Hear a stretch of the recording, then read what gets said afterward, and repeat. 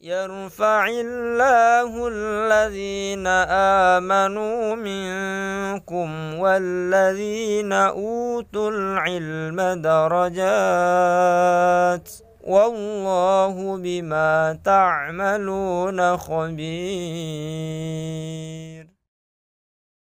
Metode Al-Bidayah, jembatan ngaji kitab kuning untuk para pemula. Bismillahirrahmanirrahim. Assalamualaikum warahmatullahi wabarakatuh. Alhamdulillah, pada kesempatan pagi hari ini kita bisa melanjutkan kajian rutin kita tentang masalah teori dasar ilmu nahwu, yang insya Allah pada pagi hari ini kita akan melanjutkan tentang konsep mabni dan mu'rab yang masih belum tuntas. Namun sebelum lebih jauh melanjutkan kajian tentang masalah ini, marilah kita membaca Al-Fatihah bersama-sama dengan sebuah harapan agar Allah memberikan kemudahan dan kelancaran untuk program kita ini. Al-Fatihah. A'udzubillahi minasyaitonirrajim. Bismillahirrahmanirrahim. Alhamdulillahirabbil alamin, arrahmanirrahim, maliki yaumiddin, iyyaka na'budu wa iyyaka nasta'in. Ihdinas siratal mustaqim, siratal ladzina an'amta 'alaihim ghairil maghdubi 'alaihim waladdallin. Rabbighfir amin. Kemarin banyak kita membahas tentang konsep mabni dan mu'rab, terutama tentang paradigma yang kalau seandainya kita simpulkan itu semacam ini. Ya. Jadi seperti yang kemarin kita tegaskan bahwa kajian tentang mabni dan mu'rab itu bagaimanapun juga tidak bisa dilepaskan dari pola hubungan antara amil dan ma'mul. Itu kemarin sudah kita tegaskan. Ya. Amil adalah sesuatu yang mempengaruhi, sesuatu yang memaksa, sedangkan ma'mul adalah sesuatu yang dipengaruhi atau yang dipaksa. Ya, secara umum memungkinkan yang namanya ma'mul itu diklasifikasikan menjadi dua.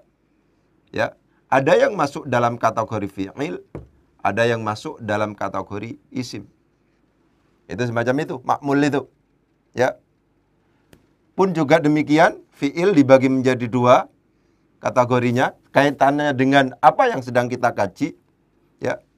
Ada yang termasuk dalam kategori mabni, ada yang masuk dalam kategori mu'rab. Begitu. Pun juga demikian yang isim seperti itu juga, ada yang masuk dalam kategori mabni, ada yang masuk dalam kategori mu'rab. Begitu. Seperti yang kemarin kita tegaskan, kalau seandainya makmulnya berupa kalimat fi'il, kalau seandainya yang dipengaruhi itu berupa kalimat fi'il, ketika fi'ilnya termasuk dalam kategori mabni, maka amil itu tidak memiliki pengaruh dan tidak memiliki efek apapun terhadap fi'il yang mabni. Sehingga kita tulis di sini, la atharo. Tidak ada pengaruh. Amil yang masuk pada makmul, yang berupa fi'il yang mabni, la atharo. Tidak ada pengaruhnya.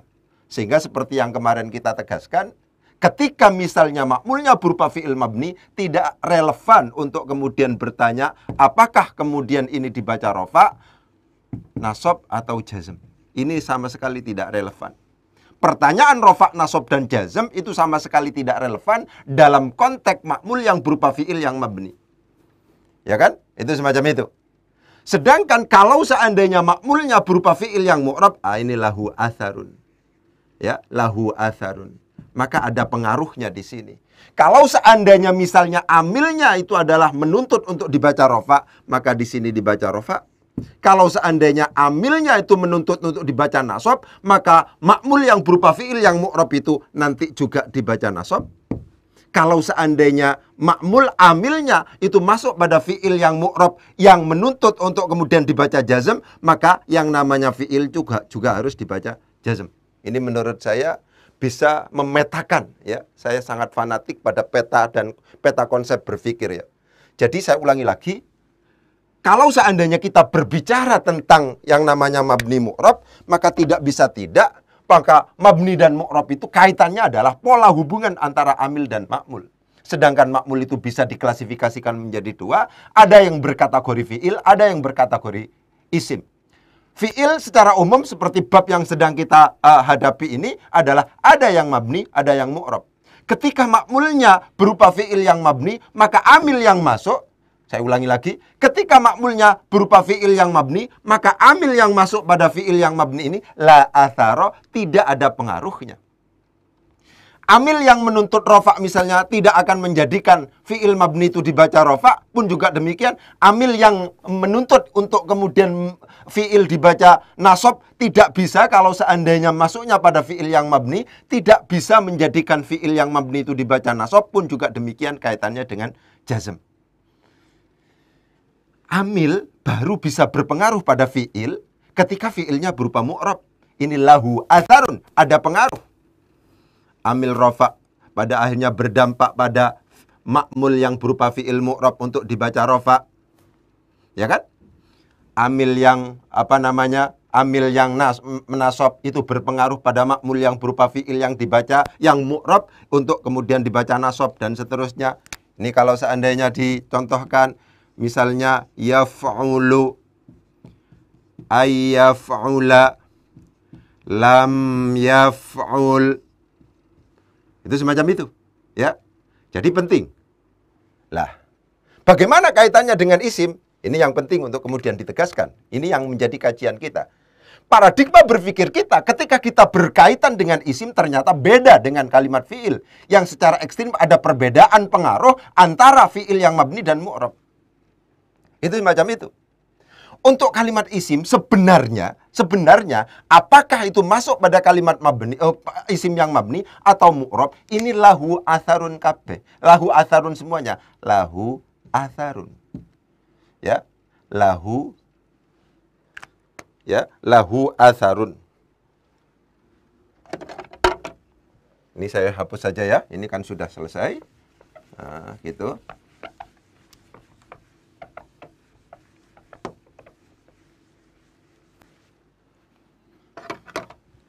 Lahu.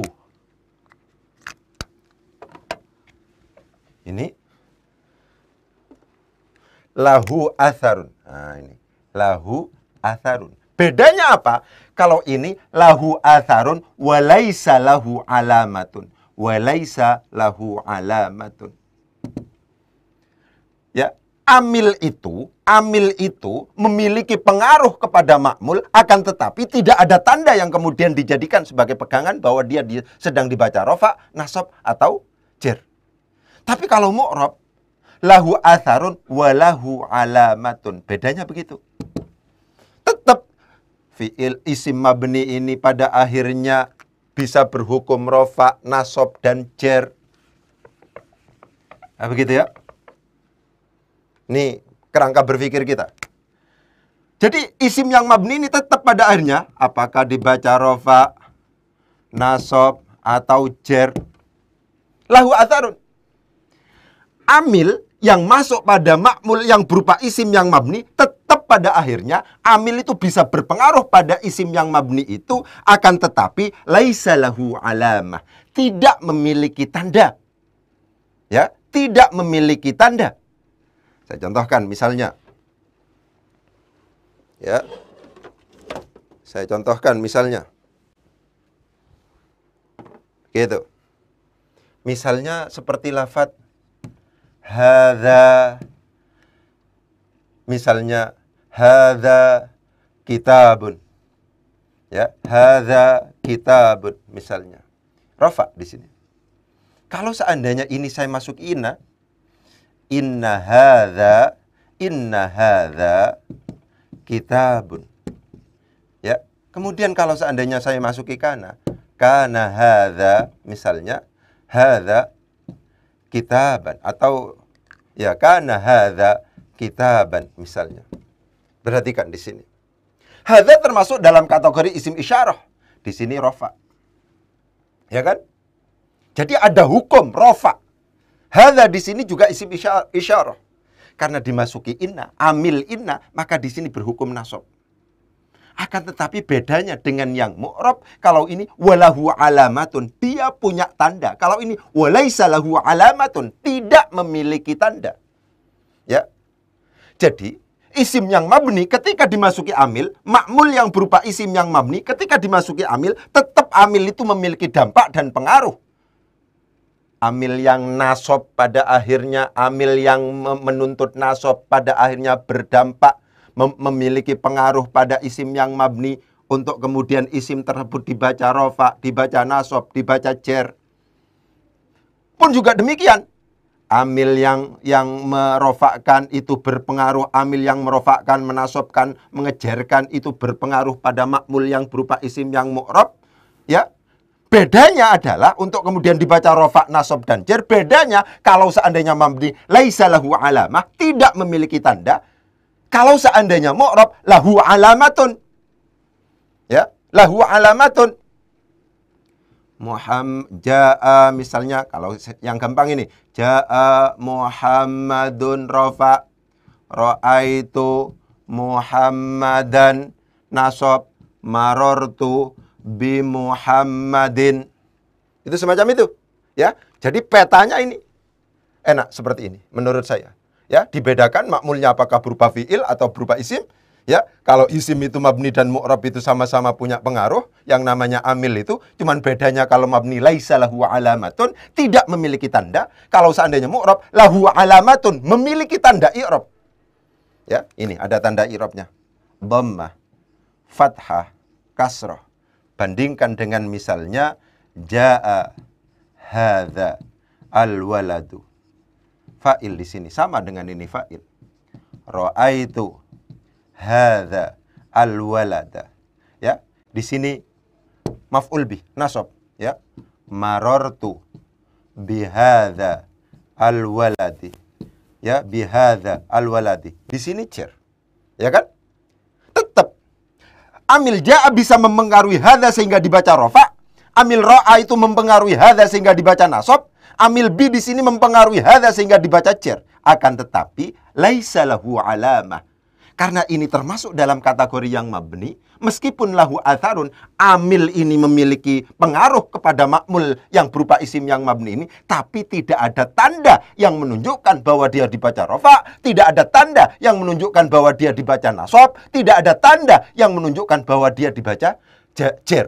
Tapi kalau seandainya isimnya berupa mu'rab, di samping memiliki pengaruh, juga ada tandanya bahwa dia dibaca rofa, bahwa dia dibaca nasab, dan bahwa dia dibaca jer. Ini menurut saya peta konsep yang bagus. Ya, ini peta konsep yang bagus. Itu semacam itu.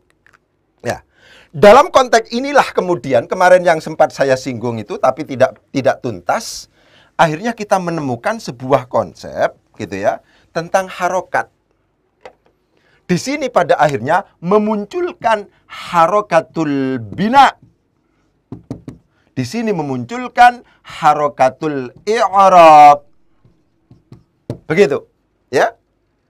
Jadi dalam konteks amil yang masuk pada makmul yang berupa isim yang mabni, kita akan bertemu pada harokatul bina. Apa harokatul bina itu? Harokat yang ada pada isim-isim yang mabni. Harokat pada isim ada di sini dhammah, ada di sini fathah, ada di sini kasroh. Harokatul bina, harokat yang ada pada isim yang mabni ketika dhammah tidak menunjukkan bahwa dia rofa. Begitu. Ketika fathah tidak menunjukkan bahwa dia nasab. Ketika kasroh tidak menunjukkan bahwa dia jer. Lain dengan harokatul i'rab. Harokatul i'rab itu kalau seandainya begini kita tulis kasroh, dhammah menunjukkan rofa dia. Ya, dhammah menunjukkan rofa, kemudian fathah menunjukkan nasab, kemudian kasroh menunjukkan jer. Saya ulangi lagi.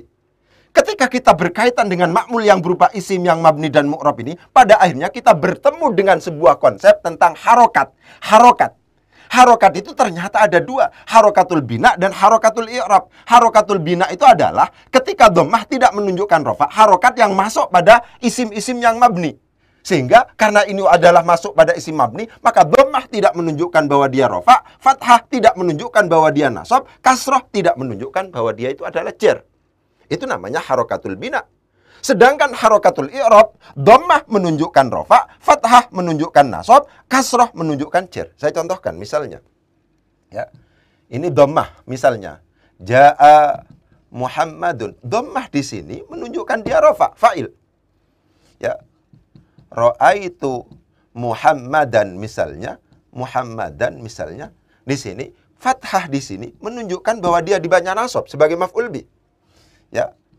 Marartu bi Muhammadin di sini, kasroh di sini menunjukkan bahwa jar.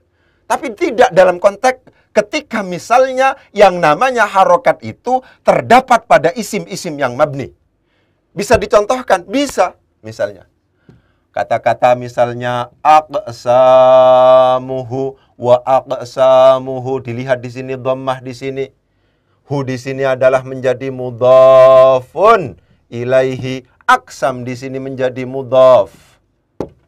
Ya kan? Hu di sini menjadi mudhaf ilaih, aqsam di sini menjadi mudhaf. Karena mudhaf ilaih di sini maka berhukum majrur, akan tetapi di sini kok di dhammah, kok tidak wa aqsamuhi.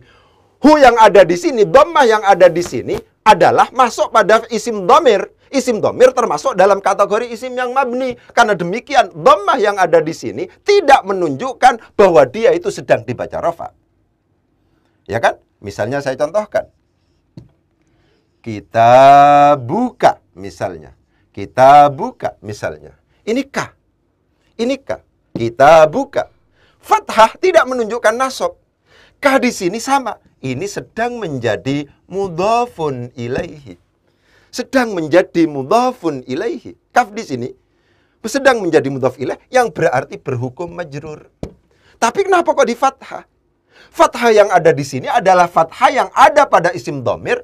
Ini disebut sebagai harokatul bina, sehingga dhammah tidak menunjukkan rofa, fathah tidak menunjukkan nasab, kasroh juga tidak menunjukkan jar. Ya, saya contohkan lagi misalnya. Ini yang contoh dalam konteks fi'il misalnya ya. Dalam konteks fi'il misalnya. Antara saya mengatakan misalnya qultu dengan qulta dengan qulti, sama posisinya ini. Tuh yang ada di sini semuanya disebut sebagai dhamir rafa' mutaharrik. Ini kedudukannya menjadi fa'il semua. Ini jadi fa'il. Ini jadi fa'il. Ini jadi fa'il. Semua ini. Ya kan? Dhammah yang ada di sini itu adalah masuk pada isim yang mabni. Karena masuk pada isim yang mabni dalam hal ini adalah dhamir rafa' mutaharrik, ini tidak menunjukkan dia rafa'.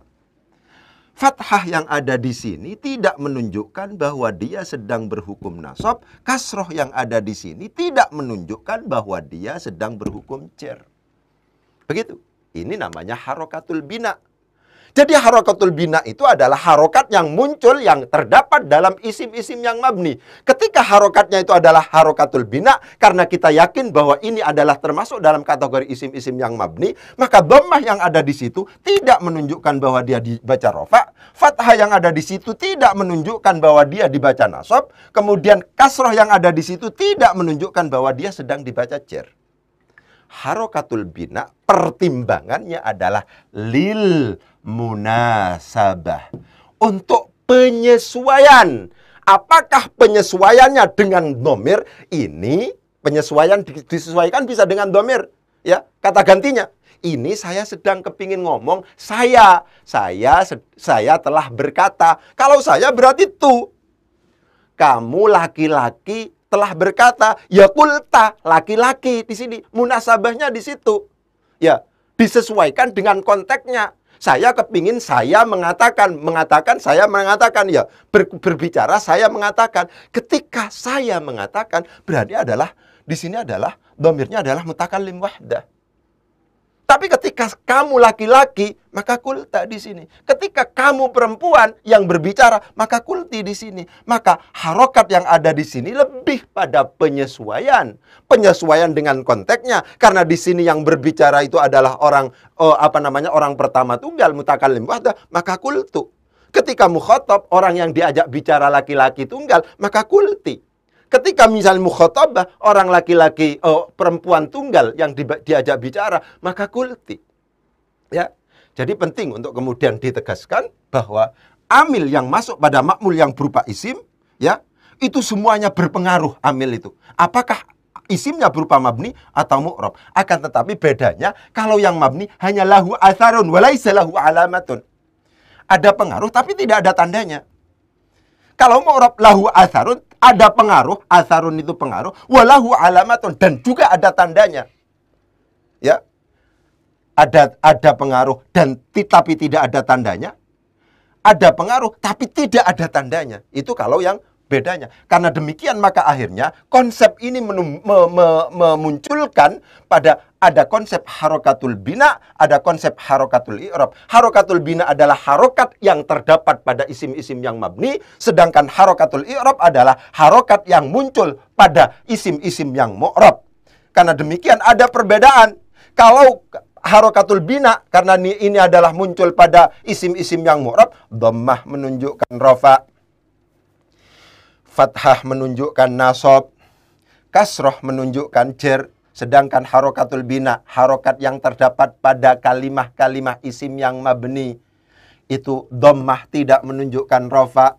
Hu di sini dhammah, ini statusnya menjadi mudhafun ilaihi. Kok di dhammah, kok tidak hi? Ini munasabah, disesuaikan dengan kalimat harokat huruf sebelumnya yang sudah dhammah.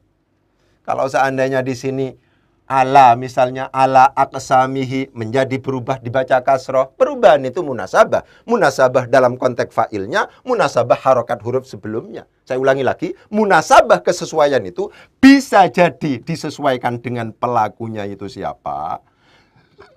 Bisa jadi dikaitkan dengan harokat sebelumnya itu apa. Aqsamuhu, bisa aqsamihi. Itu semacam itu. Itu munasabah. Ya. Jadi penting untuk kemudian ditegaskan bahwa amil yang masuk pada makmul yang berupa isim, itu konsepnya semacam itu. Ya. Jadi itu. Sekarang selanjutnya saya akan berbicara lanjutan tentang kemarin yang masih belum tuntas juga. Saya kepingin lebih sistematis lagi. Ya. Agar para peserta, para pemirsa yang ada di rumah, itu bagus pemahaman tentang mabni dan mu'rab. Begitu.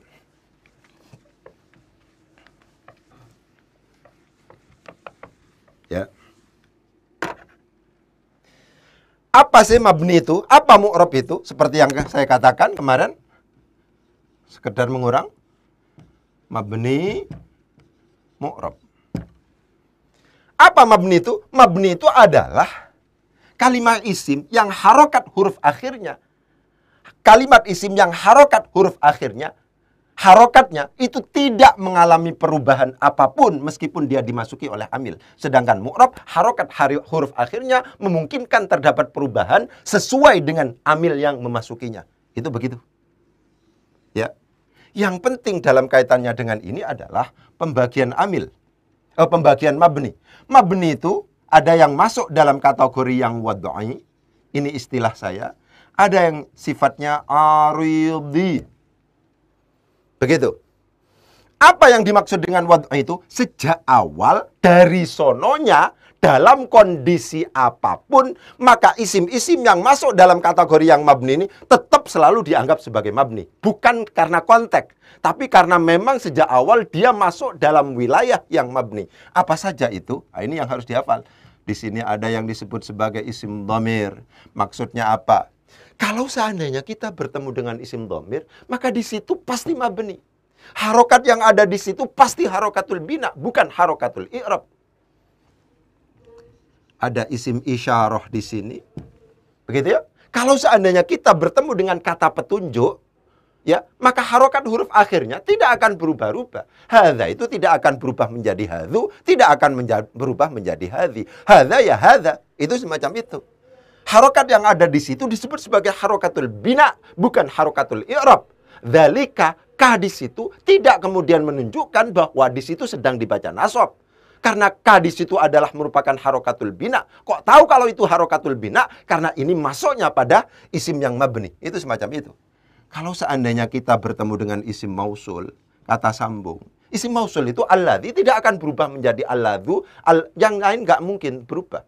Ya, itu semacam itu. Isim mausul dalam kondisi mabni terus. Ini yang nggak pernah kita bahas, isim istifham. Misalnya, isim istifham. Misalnya, ya kan? Misalnya, man rabbuka. Man rabbuka, iku, utawi. Perhatikan, ya kan? Man di sini khabar muqaddam. Man di sini sebagai khabar muqaddam. Rabbuka di sini adalah sebagai mubtada' muakhar. Ya. Man di sini sebagai khabar muqaddam. Khabar muqaddam itu hukumnya rafa. Akan tetapi di sini disukun. Perhatikan di situ. Ya. Kenapa? Karena harokat yang ada di sini sukun tidak menunjukkan jazm di sini. Karena di sini adalah harokatul bina. Kok tahu kalau harokatul bina? Iya, karena ini mabni. Kalau seandainya sudah kita bertemu dengan istifham, apapun itu, ya kan? Misalnya kaifa haluka. Ini khabar muqaddam, mubtada' muakhar. Kenapa kok khabar muqaddam, mubtada' muakhar? Nanti ketika sudah waktunya, sudah bab mubtada' khabar, kita akan membahas tentang ini. Ini kaifa. Khabar itu rafa. Tapi kok fathah di sini? Iya, di sini harokatnya harokatul bina. Kok tahu harokatul bina? Kaifa ini adalah istifham, pertanyaan di sini. Karena pertanyaan, maka di sini ini harokat yang ada ketika fathah tidak menunjukkan bahwa dia nasab, ketika dhammah tidak menunjukkan bahwa dia itu dibaca rofa, sedang dibaca rofa, ketika kasroh misalnya tidak sedang menunjukkan bahwa dia itu sedang dibaca jar. Istifham, kalau seandainya kita bertemu dengan istifham, ya, kata yang menunjukkan pertanyaan, apa? Apa namamu? Masmuka misalnya. Apa namamu?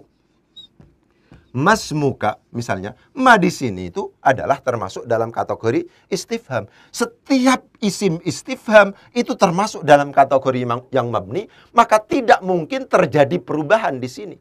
Ya, ma ini ya tetap dalam kondisi ma. Itu semacam itu.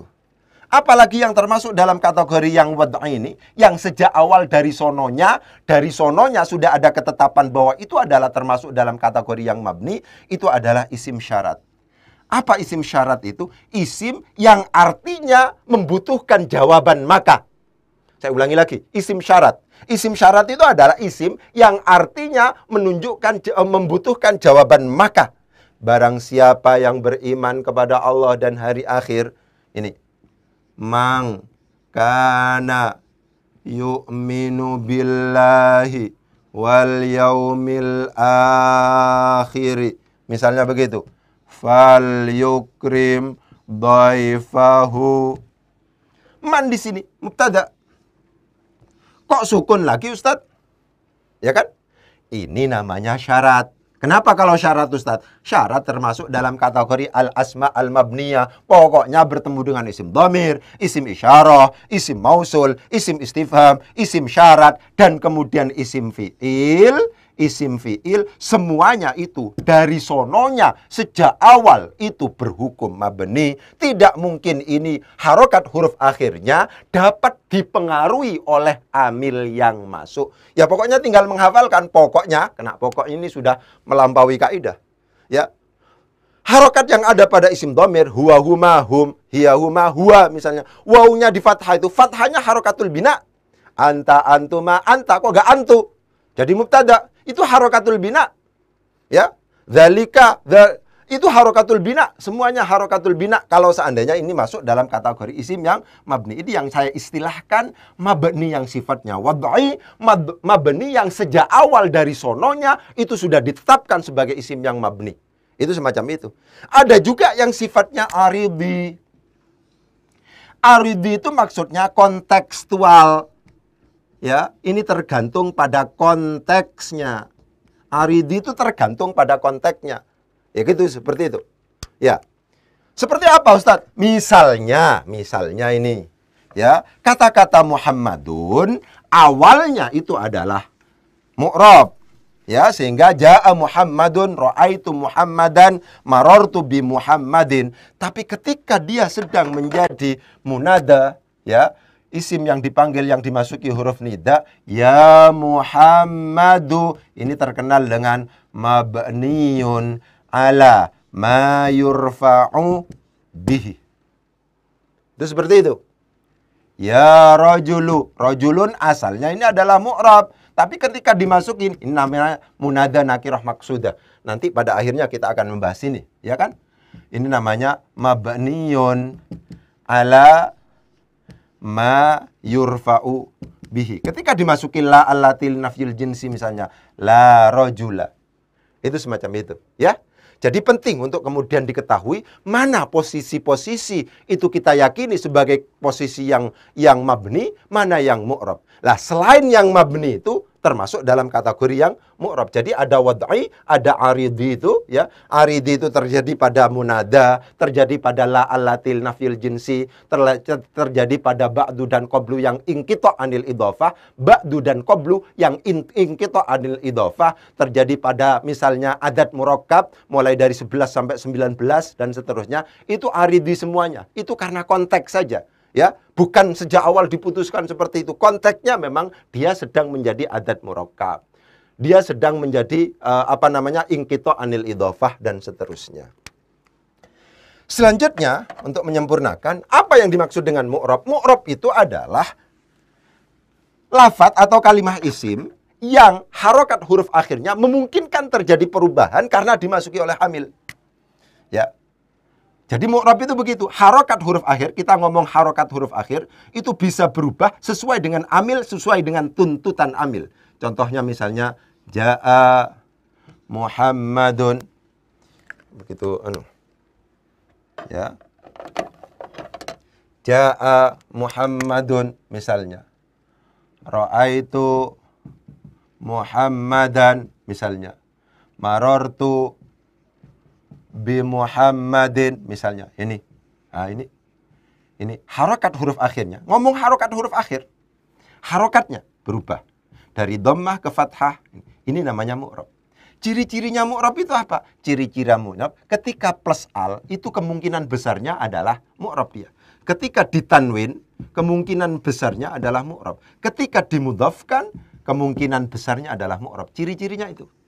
Kalau seandainya ada lafadz, ada alnya, maka memungkinkan harokat huruf akhirnya mengalami perubahan sesuai dengan tuntutan amil yang memasukinya ketika ada alnya. Ketika amilnya menuntut rofa, maka dia dibaca rofa, ada tandanya untuk itu, ya kan? Ketika kemudian dibaca amilnya yang masuk itu adalah menuntut yang dibaca nasab, ya akan dibaca nasab pun juga demikian.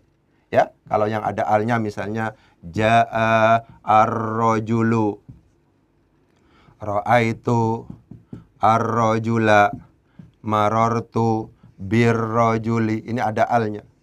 Cenderungannya kalau ada alnya itu adalah masuk dalam kategori mu'rab yang tanwin ini Muhammadun, Muhammadan, Muhammadin, yang idhofah, mudhof itu diantaranya ja'a ibnul ustadzi, ra'aitu misalnya ibnal ustadzi, ustadzi, marartu bi ibnil ustadzi. Ya, ini dimudhafkan. Itu semacam itu, ya. Secara umum begitu. Meskipun tanwin ini nanti meskipun mabni ada, tapi itu hanya terbatas pada waihin saja. Untuk membedakan antara yang ma'rifah dengan yang nakiroh itu tidak terlalu signifikan untuk kemudian kita tegaskan. Itu semacam itu, ya. Jadi penting untuk kemudian ditegaskan masalah itu. Ya, apa ini? Ya, coba dianukan.